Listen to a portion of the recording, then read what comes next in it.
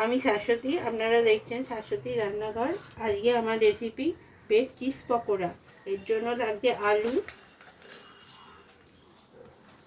আলু আমি সেদ্ধ করে এটাকে মেখে নিচ্ছি। ফার্স্টে এতে জিরে গুঁড়ো দিচ্ছি, এবার এতে আমি একটু নুন দিয়ে দিচ্ছি। এবার আমি আলুটাকে ভালো করে মেখে নিচ্ছি। এবার আমি বাদামটাকে এই আলু সেদ্ধর মধ্যে দিয়ে দিচ্ছি।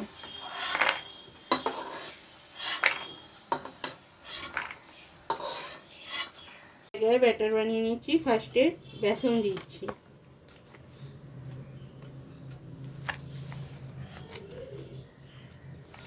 দিয়ে দিচ্ছি ঘষে।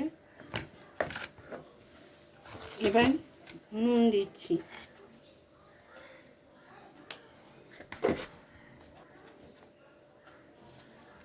এটাকে অল্প অল্প জল দিয়ে মাখিয়ে নিচ্ছি।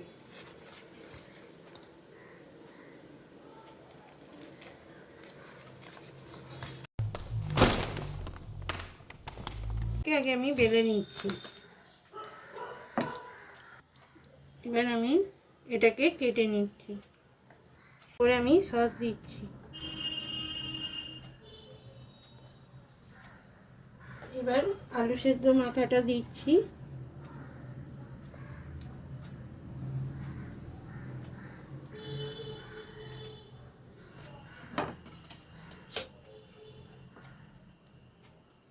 চিজটা গ্রেট করে নিচ্ছি। কড়াই তেল দিয়েছি। এবার পাউরুটিটাকে বেসনের মধ্যে একটা কোট করে নিচ্ছি।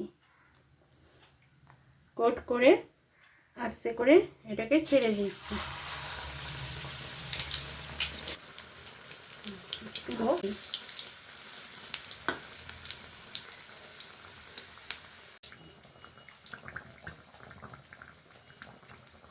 এবার লাল লাল হয়েছে,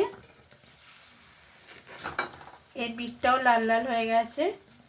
এবার এটাকে আমি তুলে নিচ্ছি।